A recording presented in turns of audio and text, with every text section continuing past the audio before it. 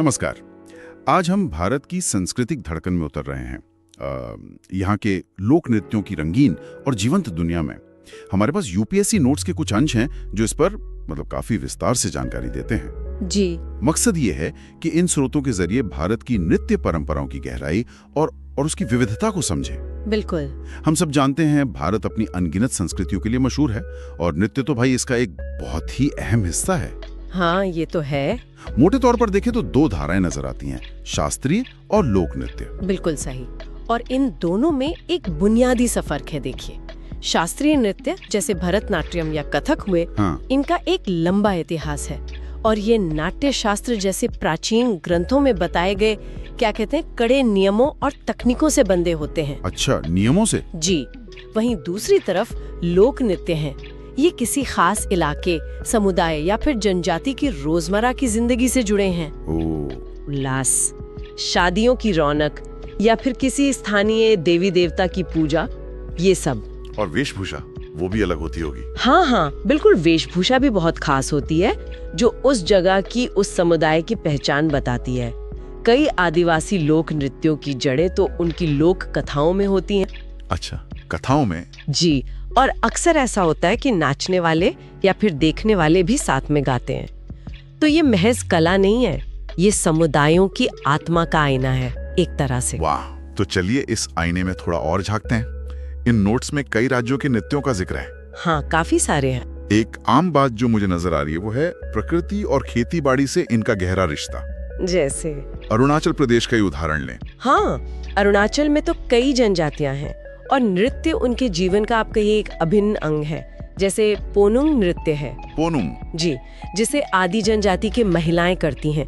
अब ये जनजाति खेती पर निर्भर है, तो फसल बोने से पहले अच्छी उपज के लिए प्रार्थना के तौर पर ये नृत्य किया जाता है। प्रार्थना के तौर पर? हाँ, इसमें एक पुरुष होता है जिसे मिरी कहते हैं। वो यक्ष नाम का एक वाद्य यंत्र बजाता है और बाकी महिलाएं उसके चारों ओर गोल घेरे में नाचती हैं। ये तो बड़ा दिलचस्प है कि कैसे रोजमर्रा का काम जैसे खेती वो कला का रूप ले लेता है। और भी राज्यों में ऐसा दिखता है? अरे बिल्कुल, जरूर। आप छत्तीसगढ़ को ही देख लीजिए। वहाँ कटाई का मौसम जब खत्म होता है, उसके ठीक बाद युवा लड़के सैला नृत्य करते हैं। सैला? हाँ। इसी तरह कर्मा नृत्य है जिसे बैगा और गोंड जैसी जनजातियां करती हैं। ये बारिश के मौसम के बाद और वसंत के आने पर होता है, जैसे प्रकृति के चक्र का जश्न मना रहे हों। वाह। और असम का बिहू तो खैर जग प्रसिद्ध है ही, जो फसल के त्योहार से जुड़ा है। हाँ, बिहू तो सब जानते हैं। और कर्नाटक में किसान समुदाय के पुरुष फसल के दौरान सुग्गी कुन्निथा करते हैं। ये सब यही दिखाते हैं कि भारत में कृषि सिर्फ पेट भरने का जरिया नहीं रही, बल्कि संस्कृति का आधार भी रही है। बिल्कुल। प्रकृति और कृषि के अलावा ये नृत्य यकीनन सामाजिक ताने बाने को भी मजबूत करते होंगे। मेरा मतलब है जैसे शादी ब्याह या कोई और खुशी का मौका। निश्चित रूप से। गुजरात का गरबा और डांडिया रास इसके बेहतरीन उदाहरण है। खासकर नवरात्रि के दौरान तो धूम होती है। हाँ, वो तो है। गरबा में महिलाएं और पुरुष एक गोल घेरे में नाचते हैं, जिसके बीच में अक्सर एक दिया या देवी की तस्वीर रखी होती है। ये सामुदायिक भागीदारी और भक्ति दोनों का प्रतीक है। और डांडिया रास? डांडिया रास में तो वो डंडियों से खेलते हुए नाचते हैं और कई बार उसमें देवी दुर्गा और महिषासुर की लड़ाई का एक नाटकीय रूपांतरण भी होता है। हाँ, गरबा और डांडिया तो अब जैसे पूरे देश में ही लोकप्रिय हो गए हैं। सही कहा। और कोई उदाहरण है जहाँ नृत्य सामाजिक मेलजोल का जरिया बनता हो? हाँ, कई हैं। जैसे केरल का तिरुवाथिरिकली है। इसे ओणम के त्योहार पर महिलाएं करती हैं। एक दिए या फूलों की सजावट के चारों ओर गोला बनाकर गाते हुए और ताली बजाते हुए ये नृत्य किया जाता है। अच्छा। ये एकता और सौहार्द दिखाता है। इसी तरह केरल में ही मुस्लिम समुदाय शादियों और त्योहारों पर ओपना नृत्य करता है। ओपना? जी। बिहार का जाट जटिन नृत्य है जो मिथिला इलाके में जोड़ों द्वारा किया जाता है। ये पति पत्नी के बीच के रिश्ते, उनकी नोक-झोंक, उनके प्यार को दिखाता है। अरे वाह। और पंजाब का किक्कली देखा है, जिसमें दो लड़कियां हाथ पकड़कर गोल गोल घूमती हैं। वो बचपन की मासूमियत और दोस्ती का प्रतीक। हाँ, किटली, बिल्कुल। यानी ये नृत्य सिर्फ उत्सव नहीं है, बल्कि ये रिश्तों और समुदाय की पूरी कहानियां कह रहे हैं। सही पकड़ा। लेकिन कुछ नृत्यों का जिक्र है जो थोड़े ज्यादा धार्मिक या कहें अनुष्ठानिक लगते हैं। हाँ, वो भी एक बहुत अहम पहलू है, भक्ति और आस्था। आप आंध्र प्रदेश का वीर नाट्यम ही ले लीजिए। इसे वीरमुष्टि समुदाय के पुरुष शैव मंदिरों में करते हैं। वीर नाट्यम जी। या फिर टपेटा गुंडलू है, जिसे यादव समुदाय अपनी जल देवी गंगाम्मा के सम्मान में करता है। और ओडिशा का डंडा नट तो और भी अनूठा है। डंडा नट, उसमें क्या खास है? उसमें भक्त भगवान शिव को प्रसन्न करने के लिए कठिन शारीरिक तपस्या करते हुए नृत्य करते हैं। शारीरिक तपस्या, नाचते हुए? हाँ, ये तो काफी तीव्र भक्ति लगती है। हाँ बिल्कुल। और इसी तरह कर्नाटक का पूजा कुनिथा भी एक महत्वपूर्ण कर्मकांडी लोक नृत्य है। असम का देवधनी नृत्य है जो सर्प देवी मनसा को समर्पित है। अच्छा, सर्प देवी को। जी। पश्चिम बंगाल का गंभीरा है, जिसे भगवान शिव के उपासक करते हैं। और एक और खास नृत्य है ब्रिता या वीरा। ब्रिता? हाँ, इसे वो महिलाएं करती हैं जो या तो संतान प्राप्ति की इच्छा रखती हैं या फिर किसी गंभीर बीमारी से उभर चुकी हैं। तो ये आस्था और धन्यवाद ज्ञापन का प्रतीक है। ये विविधता तो कमाल की है। भक्ति, प्रकृति, समाज। और क्या कुछ नृत्यों में शौर्य या इतिहास की भी झलक मिलती है? नोट्स में कुछ मार्शल आर्ट जैसे नृत्यों का भी जिक्र था। बिल्कुल। कई लोक नृत्य युद्ध कलाओं और वीरता की गाथाओं से सीधे जुड़े हैं। मणिपुर का थांगटा इसका सबसे सटीक उदाहरण है। थांगटा? जी, जिसका मतलब ही है तलवार और भाले की कला।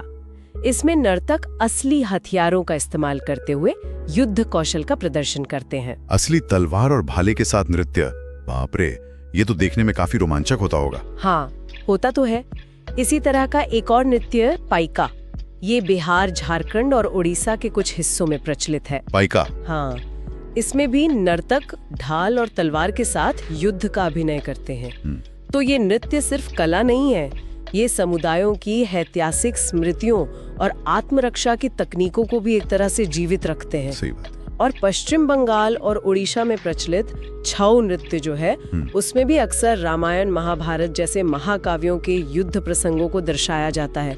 कलाकार बड़े बड़े बहुत सुंदर मुखौटे पहनते हैं। वाह, ये तो अद्भुत है कि कैसे नृत्य मनोरंजन के साथ साथ इतिहास, धर्म और यहाँ तक कि युद्ध कौशल को भी पीढ़ी दर पीढ़ी आगे पहुँचाते हैं। जी हाँ, कुछ नृत्यों का जिक्र है जो किसी खास जनजाति की पहचान से ही जुड़े हैं। हाँ। जैसे आपने कहा, राजस्थान का कालबेलिया। हाँ, कालबेलिया बहुत खास है। ये राजस्थान की इसी नाम की सपेरा जनजाति की महिलाएं करती हैं। पुरुष बीन जैसे वाद्य बजाते हैं। सपेरा जनजाति? जी। उनकी वेशभूषा देखिए, काले रंग की होती है जिस पर कांच का बारीक काम होता है। अच्छा। और उनके नृत्य की गतियां सांप जैसे लचकदार होती हैं, बहुत अनोखी हैं। हाँ, सुना है इसके बारे में। इसकी सांस्कृतिक अहमियत इतनी ज्यादा है कि यूनेस्को ने इसे अपनी अमूर्त सांस्कृतिक विरासत की सूची में शामिल किया है। ओ, यूनेस्को की सूची में? ये तो बहुत बड़ी बात है। ये संस्था तो दुनिया भर की महत्वपूर्ण सांस्कृतिक धरोहरों का सहेजने का काम करती है ना? बिल्कुल। यूनेस्को यानी संयुक्त राष्ट्र शैक्षिक, वैज्ञानिक तथा सांस्कृतिक संगठन, ये दुनिया भर में शिक्षा, विज्ञान और संस्कृति के जरिए शांति और सहयोग बढ़ाने का काम करता है और कालबेलिया जैसी अनमोल परंपराओं को मान्यता देकर उन्हें बचाने में भी मदद करता है। ये तो बहुत अच्छा काम है। इसी तरह असम का बगरुम्बा है, जिसे बोडो समुदाय की महिलाएं करती हैं। इसे तितली नृत्य भी कहते हैं। तितली नृत्य क्यों? क्योंकि इसकी गतियां और रंगीन वेशभूषा जो होती हैं, वो तितलियों के उड़ान जैसी लगती हैं। बड़ा सुंदर होता है। नाम ही कितना सुंदर है। हाँ, और झारखंड का संथाल नृत्य भी संथाल जनजाति की सीधी पहचान है। उनके हर त्योहार का ये अहम हिस्सा है। तो मतलब हर जनजाति का अपना एक खास नृत्य? अक्सर हाँ, कई जनजातियों का होता है। और क्या कोई नृत्य कहानी सुनाने का जरिया भी बनते हैं? कहानी सुनाने का? हाँ, केरल में ऐसे कई रूप हैं, जैसे ओट्टम थुलाल। इसमें एक अकेला कलाकार होता है, रंगीन वेशभूषा पहनकर पौराणिक कथाओं पर आधारित कहानियां सुनाता है। अकेला कलाकार? जी, और वो भी हास्य व्यंग्य के साथ सुनाता और अभिनय करता है। फिर चाक्यार खुथू है। ये भी एक बहुत प्राचीन कला है जिसमें कलाकार रामायण और महाभारत के प्रसंगों का वर्णन करता है। अच्छा। और कर्नाटक का यक्षगान तो नृत्य और नाटक का एक शानदार मिश्रण है। उसमें कलाकार भारी वेशभूषा और मेकअप के साथ पौराणिक कहानियों का मंचन करते हैं, खासकर फसल कटाई के बाद सर्दियों के मौसम में। तो ये नृत्य सिर्फ शारीरिक गतियां नहीं है, बल्कि ये वाचिक परंपरा और अभिनय कला का भी संगम है। बिहार का विदेशिया भी शायद इसी श्रेणी में आएगा। हाँ, कह सकते हैं।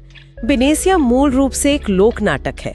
उसमें गीत भी हैं, नृत्य भी है और संवाद भी, तीनों होते हैं। अच्छा, नाटक जैसा। जी, ये अक्सर सामाजिक मुद्दों को उठाता है या फिर जैसे घर से दूर गए पति के विरह जैसे विषयों पर होता है। ये दिखाता है कि लोक कलाएं कितनी बहुआयामी हो सकती हैं, मनोरंजन भी, समाज का दर्पण भी और भावनाओं की अभिव्यक्ति भी। सही कहा। हमने खेती किसानी से जुड़े नृत्यों की बात की, सामाजिक उत्सवों की, भक्ति और शौर्य की भी, और अभी एक कहानी कहने वाले नृत्यों की भी। ये तो वाकई भारत की विविधता का एक बहुरंगी कोलाज है। निश्चित तौर पर। और देखिए, राजस्थान का घूमर है। इसे भील जनजाति ने शुरू किया था, बाद में राजघरानों ने भी अपना लिया। आज तो पूरे भारत में मशहूर है। हाँ, घूमर तो बहुत पॉपुलर है। या फिर वहीं का भवई नृत्य, उसमें महिलाएं सिर पर कई मटके रखकर संतुलन का अद्भुत प्रदर्शन करती हैं। मतलब हर नृत्य के पीछे एक कहानी है, एक समुदाय है, एक पूरी परंपरा है। तो अगर हम इन सभी उदाहरणों को देखें जो हमने इन नोट से समझे, तो क्या सार निकलता है? ये लोक नृत्य हमें भारत के बारे में असल में क्या बताते हैं? देखिए, ये नृत्य महज मनोरंजन या सिर्फ कला प्रदर्शन से कहीं ज्यादा हैं। ये भारत की आत्मा के गवाक्ष है, खिड़कियां हैं। आत्मा की खिड़कियां। हाँ, ये दिखाते हैं कि कैसे अलग अलग समुदाय अपनी खुशियां, अपने दुख, अपनी आस्थाएं, प्रकृति से अपना जुड़ाव और अपने इतिहास को कला के जरिए व्यक्त करते आए हैं सदियों से। बिल्कुल। फसल बोने की प्रार्थना पोनुंग से लेकर कटाई का जश्न बिहू सैला, शादी ब्याह की रस्में उपन्ना जाट जटिन से लेकर देवी देवताओं की आराधना वीर नाट्यम डंडा नट, हाँ। और वीरता की गाथाएं पाइका थांगता तक, ये सब भारत की जमीनी हकीकत, उसकी अद्भुत जनजातीय विविधता और स्थानीय रीति रिवाजों का जीता जागता दस्तावेज है। यानी इन नृत्यों को जानना सिर्फ सामान्य ज्ञान बढ़ाना नहीं है, बल्कि ये भारत की जड़ों को, उसकी विविधता में जो एकता छिपी है, उसको समझना है। बिल्कुल, ये समझना है कि कैसे सदियों से लोग कला को अपने जीवन का हिस्सा बनाकर जीते आए हैं, अपनी पहचान को सहेजते आए हैं। ये नृत्य भारत की सांस्कृतिक समृद्धि के जीवंत प्रतीक हैं, इसमें कोई शक नहीं। और जाते जाते एक सवाल मन में आता है, बल्कि एक विचार कह लीजिए। आज जब जिंदगी इतनी तेजी से बदल रही है, शहरीकरण बढ़ रहा है, तो इन अनूठी लोक परंपराओं का भविष्य क्या है? हाँ, ये एक अहम सवाल है। क्या सिर्फ इनका दस्तावेजीकरण कर लेना, मतलब रिकॉर्ड कर लेना काफी होगा, या फिर इन्हें सक्रिय रूप से जीवित रखने और नई पीढ़ी तक पहुंचाने के लिए कुछ और ठोस कदमों की जरूरत है? इस पर शायद सोचना लाजमी है। वीडियो अच्छी लगे तो चैनल को प्लीज़ लाइक एंड सब्सक्राइब करें दोस्तों। थैंक यू दोस्तों, थैंक यू फॉर वॉचिंग।